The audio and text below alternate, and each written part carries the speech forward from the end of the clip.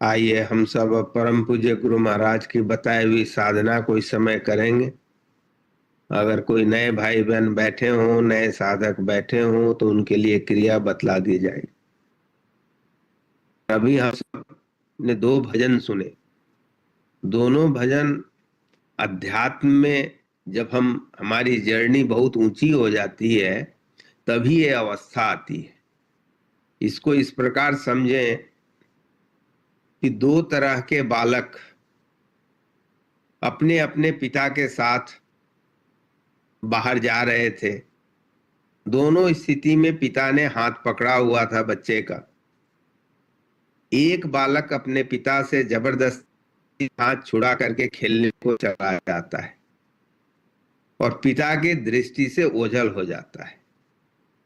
दूसरा बच्चा पिता से परमिशन लेकर के खेलने को जाता है और हमेशा उसके दिमाग में यही विचार रहता है कि हमें खेलता हुआ देख हमारा पिता प्रसन्न हो रहा है।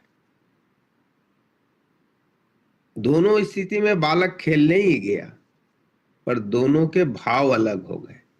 अब दोनों स्थिति में देखें कि दोनों स्थिति में बच्चे को बहुत जोर से चोट लग जाती है, बच्चा दर्द से तड़प उठता है।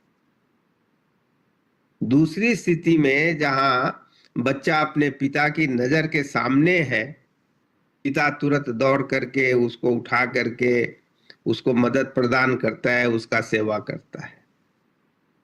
दूसरी स्थिति में भी पिता के दृष्टि से वह जो ओझल हो गया, जो पहली स्थिति में, पिता फिर भी उसे खोजते हुए पहुंचता है और बालक को देखता है कि बालक चोट से तड़प रहा है।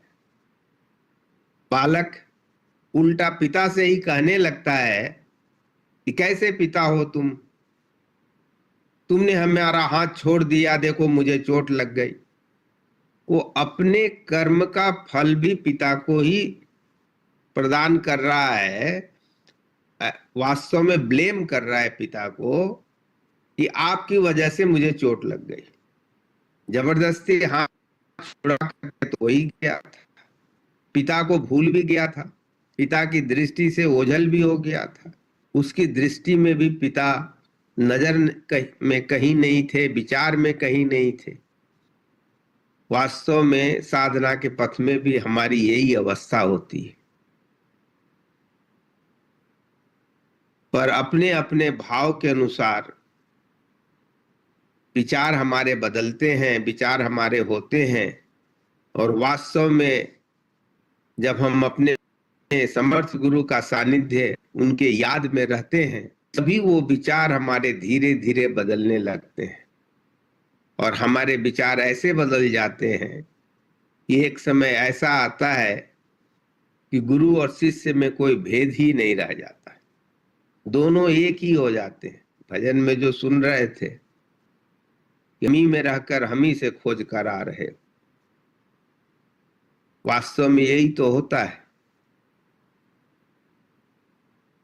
हम सब ऐसी साधना में बैठे हैं, हमारे समर्थ गुरु ने ऐसी साधना हमें प्रदान की है जहां पर वास्तव में अगर हम साधना सही ढंग से करें और पूर्ण याद में अपने समर्थ गुरु के रहें, तो एक समय ऐसा आता है जब दूसरों के लिए गुरु और शिष्य में कोई भेद नहीं रह जाता, दोनों एक ही हो जाते हैं।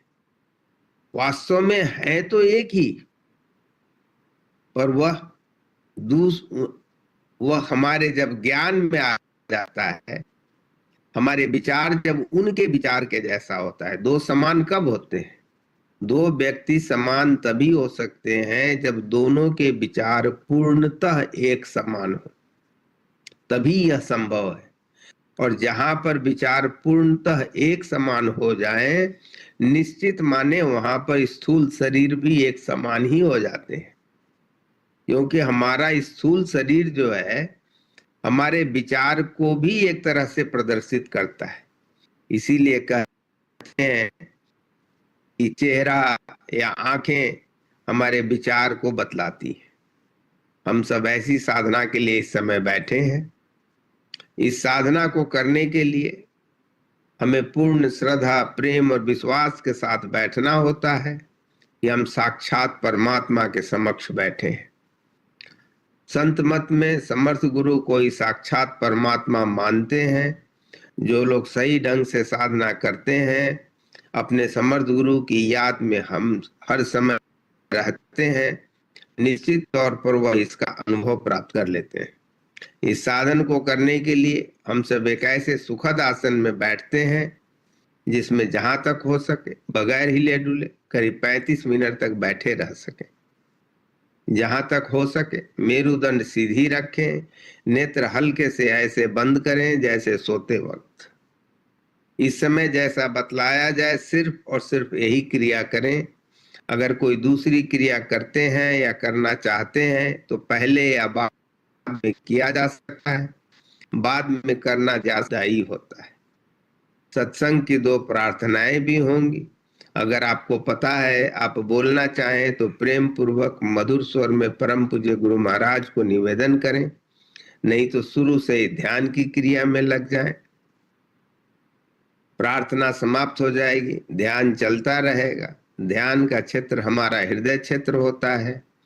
जब संकेत किया जाए तब हम सब ध्यान बंद करेंगे और अंत के गीत के बाद अपने नेत्रों को खोलना उचित रहेगा। ध्यान क्रिया इस प्रकार है कि हम सब बैठ गए, ऐसा ख्याल करेंगे कि सामने से परमात्मा का प्रकाश आ रहा है, हमारा हृदय उस प्रकाश से प्रकाशित होता चला जा रहा है और हम उसी में लय होते चले जा रहे हैं।